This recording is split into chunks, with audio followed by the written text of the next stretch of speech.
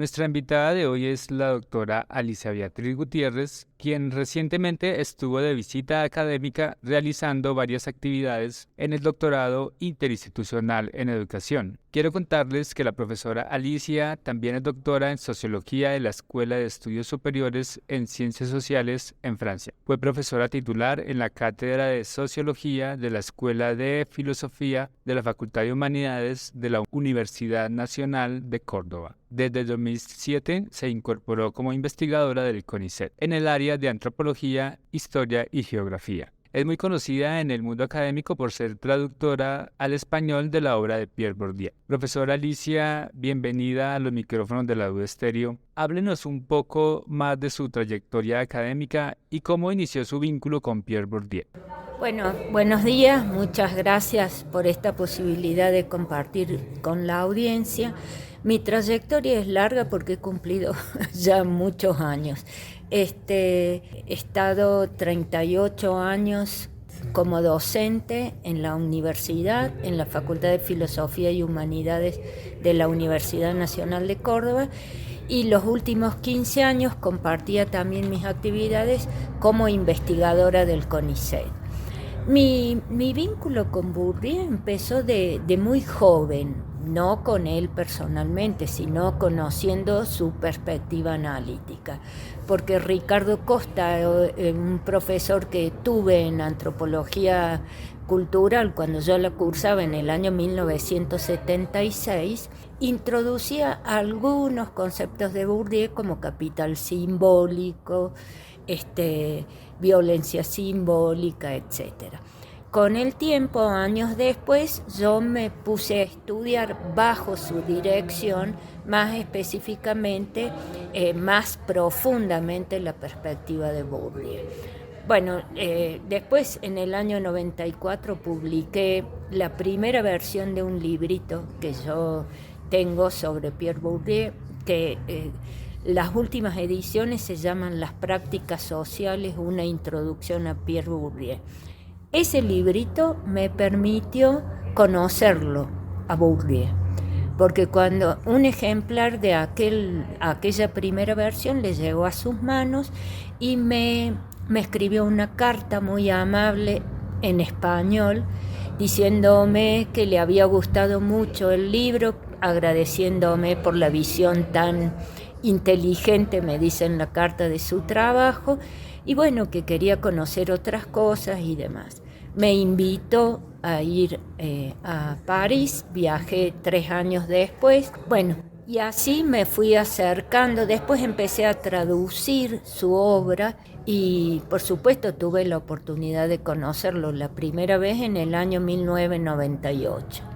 Y después, mientras hice mi doctorado en l'École des Hautes Études, viajé, no me instalé en París, hice el doctorado en cotutela y por supuesto cada vez que viajaba, varios años seguidos, por un tiempo de un mes, 40 días, tuve la ocasión de tener varios encuentros con Bourdieu. ¿Qué fue lo que más le llamó la atención o qué es lo que más destaca de la propuesta de Bourdieu? Bueno, yo creo que tiene que ver con el momento en que la conocí fundamentalmente, que conocí algunos aspectos. Yo hice toda mi formación de grado en la universidad durante la dictadura militar. En mi país, que la última dictadura militar, que fue desde el año 76, justo cuando yo ingresé, hasta el año 83. Por supuesto, en la Facultad de Filosofía y Humanidades las lecturas estaban muy lavadas, había ciertas lecturas prohibidas y como a Pierre Bourdieu no se lo conocía, podía pasar.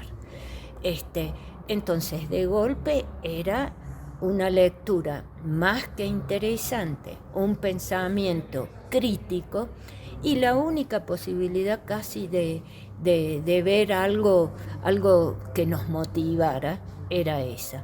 Después, por supuesto, comprendiendo, leyendo mucho más de su obra, les estoy hablando del año 76, cuando apenas se habían publicado algunas cosas sobre Argelia, se había publicado en francés todo, se habían publicado también el oficio de sociólogo, la reproducción, eran unos pocos trabajos que se conocían en ese momento. Cuando tuve la oportunidad de profundizar más en su obra, más ratificaba esta apreciación. Es la posibilidad de obtener herramientas de análisis crítico de la realidad social. ¿Cuál es su apreciación sobre la perspectiva analítica de Pierre Bourdieu para leer y abordar los problemas de la educación y de la realidad latinoamericana, pero en el actual mundo post-pandemia? ¿Sigue siendo relevante o cambian mucho las cosas? Me sonrío porque ese es el tema que de alguna manera lo que me motivó a organizar el tema de mi conferencia, porque muchas veces he escuchado incluso de críticas directas a nuestro trabajo. Digo nuestro porque hasta hace muy poquito que me jubilé, constituíamos un equipo de 17 personas de investigación. Muchas veces hemos recibido la crítica de Bourdieu, un autor europeo, nuestras mentes están colonizadas, etcétera, etcétera, etcétera.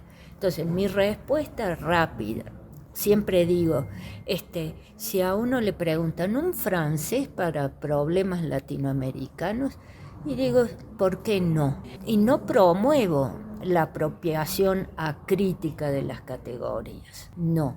Lo que estoy diciendo es que este tipo de pensamiento que tiene herramientas valiosísimas para dar cuenta de la realidad es válido para nuestros problemas latinoamericanos, para los japoneses, para los europeos, etc., siempre que se cumplan condiciones. ¿Cuál condición? Básicamente que se las considere herramientas analíticas, es decir, verdaderas herramientas con las que yo voy a abordar una realidad que está ubicada en un espacio y en un tiempo concreto.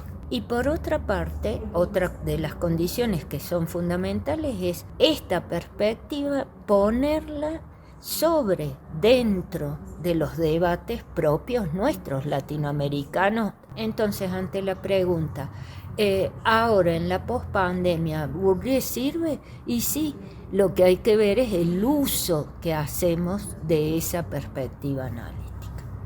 Pensando en la audiencia que aún no conoce los postulados de Bourdieu, ¿con cuáles textos recomienda iniciar el acercamiento a este autor? Es difícil. Yo empezaría por las compilaciones de entrevistas, ¿sí? Como Cosas Dichas, como Sociología y Cultura. Y aunque a lo mejor no sea muy correcto, también sugeriría empezar por mi librito de introducción a Pierre Bourdieu.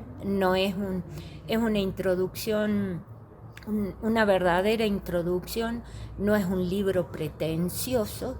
Creo que una de las cosas que Pierre Bourdieu elogió fue la manera clara y sencilla de exponer sus conceptos, y yo le veo la ventaja de que ahí están referenciadas para cada uno de los puntos las obras específicas del autor.